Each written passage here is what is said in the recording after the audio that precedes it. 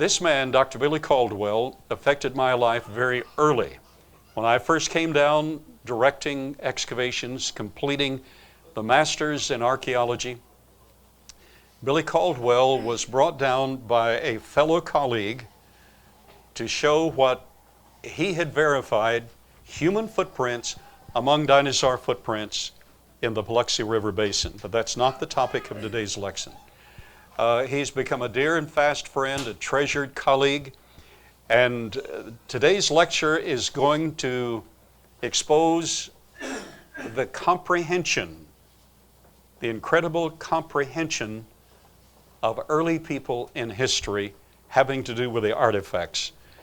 So he's going to give a pre-session on the intelligence of early man. Would you please welcome our dear colleague, Dr. Billy Caldwell.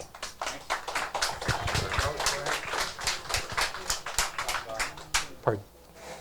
Through the geological time and so forth, I was lucky enough to be down here when I used to come down here when I was 12 years old with my dad, and we'd go squirrel hunting, and he said, this land isn't worth 25 cents an acre, and it's called rocky and it won't do anything.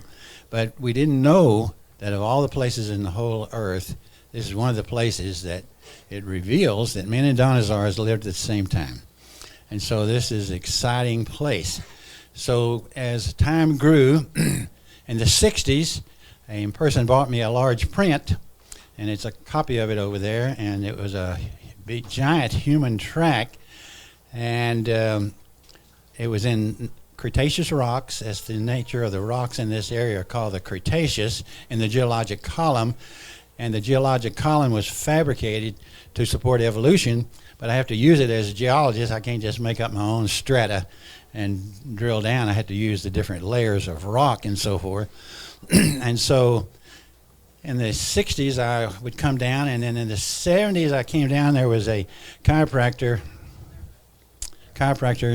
here that had been walking up down the river, and he knew where all these human tracks were. Cecil Doherty. Cecil Doherty. And so he showed me where they were. And I went up and down, and they were everywhere. And they were beautiful, and they were perfect.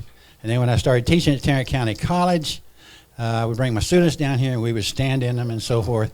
And they were beautiful till they were taken away with the carbonic acid and so forth. Okay, we're going to move quickly here.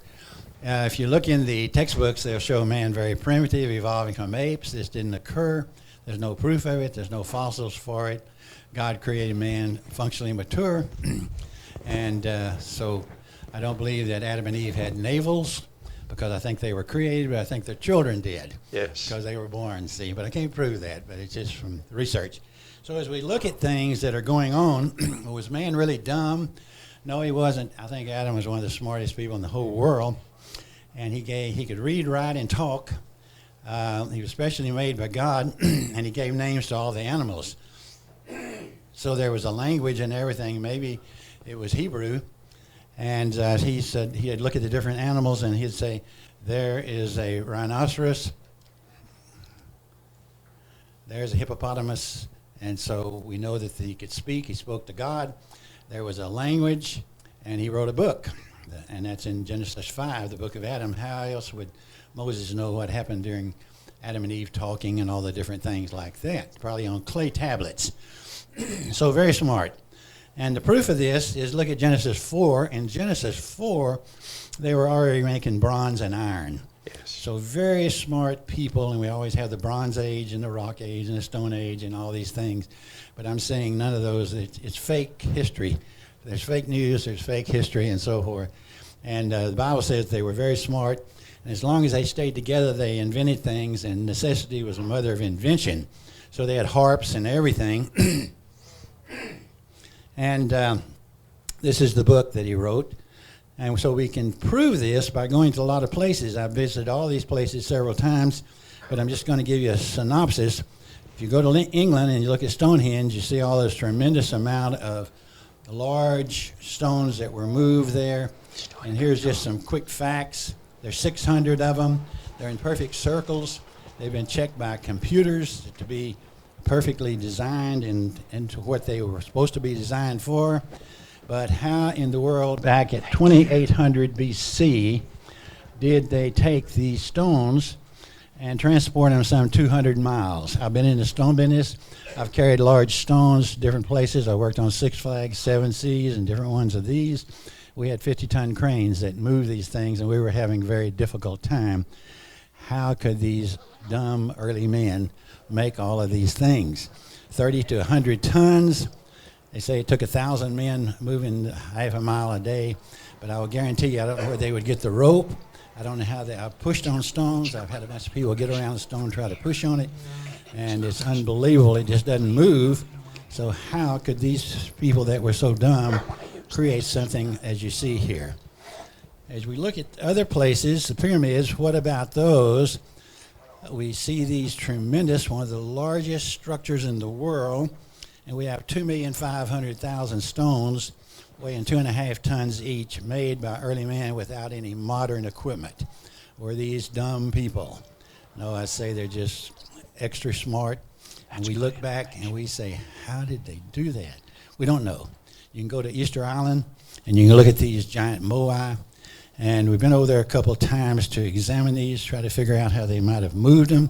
Thor Heyerdahl went over and tried to do some work on that, see what he could come up with. It's in the middle of nowhere, 2,000 miles from Tahiti. And it's one of the most isolated places on Earth. And if you look at all these, the moai are really different sizes and so forth. But there's 900 of them. And some of them are 145 to 165 tons. And these don't move easy. These don't move easy. We don't know how they did it. But we can look at them there and be amazed by all of the interesting things. They deforested the island, and the first time we were over there 16 years apart. They had planted some trees, but they were pretty dumb in cutting down all the trees. They weren't very environmentally sound. And that's the quarry up there. So we're just going to look at a couple of quick things as we look through all of these things that are going on. We're going to look at the Incas real quick. If you go to Machu Picchu, to go to Cusco, go to Peru. But here are the Incas at Machu Picchu. There's 8,000 foot high. They built those beautiful cities up there in Machu Picchu. And these are terraces on the side of the mountains, and that's 8,000 foot high. And it's made out of granite, not out of limestone. That's soft. This is a hard granite, 6 and 7 hardness on the Mohs scale. And they built those on the side of terraces. How could they even carve those stones? There's some fountains still working. They defy gravity, the masons that built that and on the side of the hill, and there's no mortar. They're only fitted together perfectly. I've tried to put a credit card or a knife blade between them, and they won't work. So there's a beautiful area. Sacsayhuaman, there is a city that some of those stones weigh 200,000 tons. They still fitted against each other perfectly. Early man was smart. He has done some things that we don't understand. As we look back into all of these things from Adam on, I just say to you, the history books are wrong, except for people that get isolated, where they're only interested in survival, like Australian Aborigines or something. They're living in caves and they're just thinking of what they can get for food that day. We don't think of them as being smart. But if you take any child from there, all knowledge is learned, and take him to America as a baby and raise him, he'd be as smart as anybody. That's right. So just alerting us, beware, man was smart in the early times, and probably one of the most intelligent of all was Adam. Yes. Thank you.